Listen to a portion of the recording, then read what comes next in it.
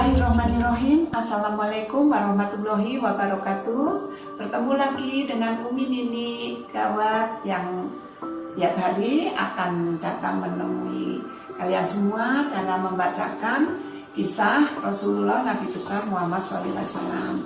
Hari ini akan kita bacakan dengan bagian yang ketiga. Jangan lupa like, comment, subscribe, dan bagikan.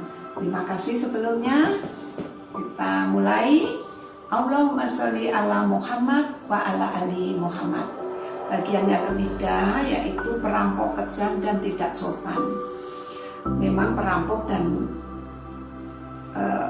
tentu tidak akan sopan, mana saja perampok. Mencuri dan merampok saat itu adalah hal yang biasa dilakukan oleh bangsa Arab. Dan hanya sebagian kecil saja yang tidak melakukan perampokan itu. Perampok pun bukan cuma hanya mengincar harta benda, tetapi juga merampok orang. Dan orang yang bisa dirampok akan dijadikan tawanan dan budak bulian. Saat itu perilaku bangsa Arab amat sangat kejam, sampai melewati batas peri kemanusiaan. Anak-anak perempuannya sendiri dibunuh, dikubur hidup-hidup, juga ditaruh di dalam tong, kemudian diluncurkan dari tempat yang tinggi karena mereka malu apabila mempunyai anak perempuan. Mereka suka menyiksa binatang juga. Jika ada seseorang yang mati, ada binatang unta akan ditaruh di atas makam si mati tadi, tidak diberi makan, tidak diberi minum sampai binatang unta tadi mati. Dan menurut keyakinan mereka bahwa unta tadi akan menjadi tunggangan si mati. Musuh yang tertangkap diperlakukan amat sangat kejam. Mereka biasa mengikat musuh tadi pada seekor kuda dan membiarkan kuda tersebut berlari sehingga orang yang diikat itu akan mati terseret-seret oleh kuda yang lari. Telinga atau hidungnya dibuat perhiasan untuk kalung, tengkoraknya dibuat tempat minuman keras, yaitu untuk minum, dijadikan tempat minum arak. Orang jahiliyah juga tidak mengenal sopan santun. Mereka biasa berkeliling Ka'bah tanpa busana. Mereka adalah bangsa yang maju, begitulah kebiasaan orang Arab itu pada saat itu. Bangsa maju dalam perdagangan, pandai membuat perkakas, membuat obat, ahli astronomi, serta mahir dalam bersair. Namun mereka juga mempunyai kebiasaan yang amat sangat buruk dan memakan makanan tidak ada pantangannya. Jadi dalam urusan makan dan minum pun tidak ada yang dilarang. Segala macam binatang boleh dimakan. Binatang yang sudah mati pun disayat dagingnya, dibakar, lalu dimakan. Mereka juga suka meminum darah binatang dan memakan darah yang sudah dibekukan. Kita lanjutkan dengan kisah Muthalib. Suatu hari Hashim pergi berdagang menuju Syam. Ketika melewati kota Yathrib yang kemudian hari disebut Madinah, Hashim melihat seorang wanita cantik, solehah, baik-baik, dan terpandang. Maka Hashim berkata kepada penduduk setempat, penduduk Yathrib, "Siapakah wanita itu?" Tanya Hashim kepada mereka. Lalu dijawablah bahwa mereka adalah Salma binti Arm. Suaminya sudah tiada. Salma tadi adalah seorang diri, seorang janda yang hidup sendiri. Mendengar itu Hashim lalu melamar Salma dan menikah. Salma pun menerima pinangannya lalu menikah. Mereka hidup bersama. Hashim tinggal di Yathrib untuk beberapa waktu. Jadi beberapa lama ketika Salma mengandung, Hasim melanjutkan perdagangannya, dan itulah terakhir Salma melihat suaminya Hasim. Kenapa? Karena Hasim ternyata meninggal dunia di kota Palestina. Innalillahi wa inna ilaihi raji'un.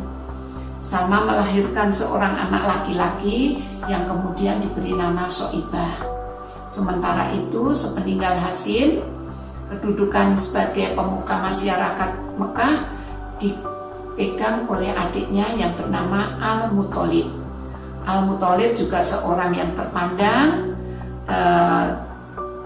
juga dicintai penduduk Mekah. Orang-orang Quraisy menjuluki Al-Muthalib adalah Al-Fayyad. Kenapa disebut Al-Fayyad? Karena Al-Muthalib adalah seorang yang dermawan. Suatu hari dia mendengar bahwa Soibah, keponakannya yang tinggal di Yastrib, sedang bertumbuh remaja. Aku harus menemuinya, kata Al-Muthalib.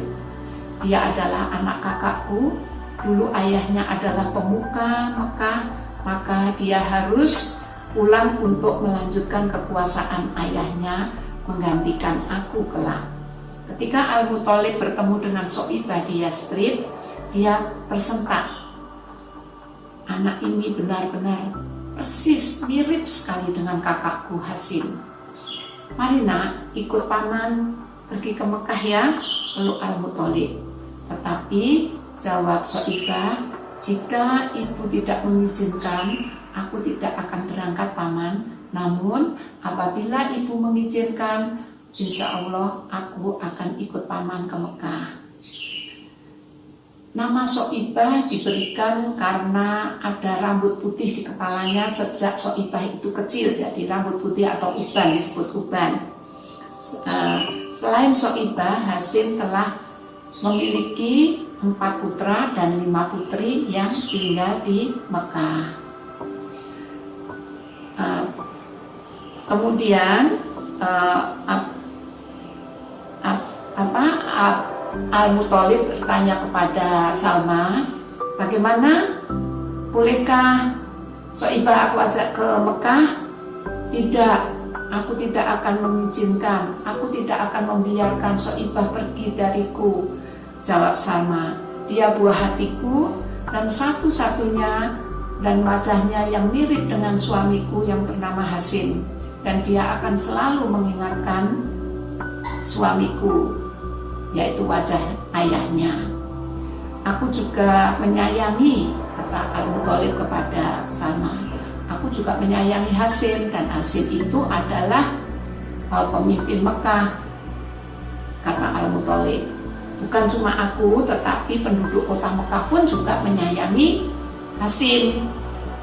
Nah, mereka pasti akan senang sekali menyambut kedatangan putra Hasim, yaitu Soibah ini. Begitu melihat wajah anak ini, rasa sayangku timbul kepadanya, seolah-olah aku melihat Hasim hidup kembali dan berdiri di hadapanku. Dalam hati Al-Muthalib, izinkan aku membawanya pergi ya Salma. Sesungguhnya Mekah adalah kerajaan ayahnya, dan Mekah adalah tanah suci yang dicintai oleh seluruh bangsa Arab. Tidakkah pantas putramu pergi ke sana dan melanjutkan pemerintahan ayahnya? Akhirnya Salma sejenak memandang Soibah dengan mata yang berkaca-kaca. Akhirnya hatinya Soibah mengizinkan putra satu-satunya untuk ikut pamannya Al-Muthalib pergi ke Mekah, meninggalkan Yastrib, karena ia tahu Soibah bukan di Yastrib, namun dia adalah lebih baik ke Mekah untuk melanjutkan kepemimpinan ayahnya. Kemudian Soibah menganggukkan, baiklah, kuizinkan Soibah pergi bersamamu ke Mekah. Dengan amat gembira Al-Muthalib mengajak keponakannya itu pulang ke Mekah. Soibah pun duduk membonceng unta di belakang pamannya. Ketika mereka tiba di Mekah, orang-orang menyangka bahwa anak yang duduk di belakang Al-Muthalib itu adalah budaknya.